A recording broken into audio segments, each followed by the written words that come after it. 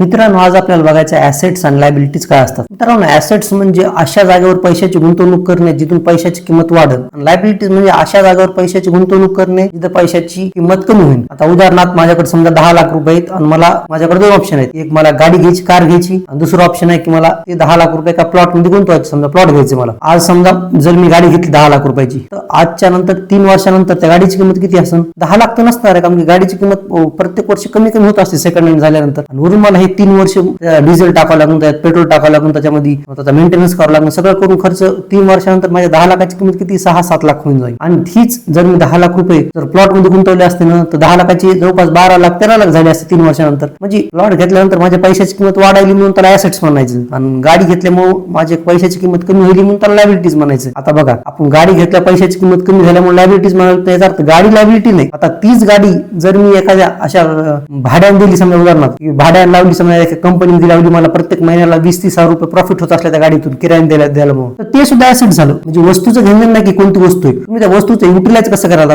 जर गाडी भाड्याने जरी लावली आणि मला प्रत्येक महिन्याला प्रॉफिट होत असला, तर ती सुद्धा ऍसेट झालं. समजा असं सिंपल समजायचं, आपण एखाद्या कंपनीचे शेअर्स घेतले, आपण कोणत्या उद्देशाने घेतो शेअर्स? की किंमत त्याची वाढावं म्हणून, आणि मग आपला फायदा व्हावा, मग आपण ते झाले ऍसेट्स. परंतु शेअरची किंमत कमी जरी झाली तरी असं म्हणायचं नाही की ती लायबिलिटी झाली, ते सुद्धा आपले ऍसेट झाले. पण ऍसेट्सची समजायचं की तात्पुरती व्हॅल्यू कमी झालेली, पण ते सुद्धा ऍसेट्स आहेत. त्याच्यामुळे गुंतवणूक करताना जनरली आपण ऍसेट्स घेतले पाहिजे, ज्या गोष्टीतून आमची पैशाची किंमत वाढेल. परंतु प्रत्येक वेळेस समजा ऍसेट्स अर्थ नसते. बघा मित्रांनो, समजा तुम्हाला बुलेट गाडी आवडती आणि तुम्हाला घ्यायची इच्छा आहे, तुमच्याकडे पैसे सुद्धा आहे, समजा 10 लाख रुपये तुमच्याकडे आहेत आणि बुलेट समजा 2.5 लाख रुपयाला येईल, तुमची इच्छा आहे घ्यायची. आता तुम्ही म्हणता की याचं तुम्हाला प्रॉफिट भेटणार नाही, काय नाही, परंतु तुमची खूप लहानपणीची इच्छा आहे समजा गाडी घ्यायची. तर मित्रांनो, अशा वेळेस समजा तुम्ही लायबिलिटीचा विचार बी न करता तुम्ही गाडी घ्यायला पाहिजे. बघा, जगायचं कशाला आपल्याला? आपल्या गोष्टी जर जी गोष्ट आवडायली ती जर घेता येत नसली तर अर्थ नाही. पण याचा अर्थ असा नाही की प्रत्येक वेळेस समजा जे आवडायली ते घ्यायलाच पाहिजे आपण. मी काय म्हणलं की तुमच्या लहानपणीची इच्छा आहे समजा ती घ्यायची, तुमच्याकडे सध्याला पैसा बी आहे भरपूर, तर घेण्यात हरकत नाही. परंतु तुमच्याकडे आहे समजा 2.5 लाख रुपये आणि तुम्ही गाडी घ्यायची म्हणाल, तर ते चुकीचं आहे मित्रांनो. कारण की तुम्ही पूर्ण तुमचं जेवढी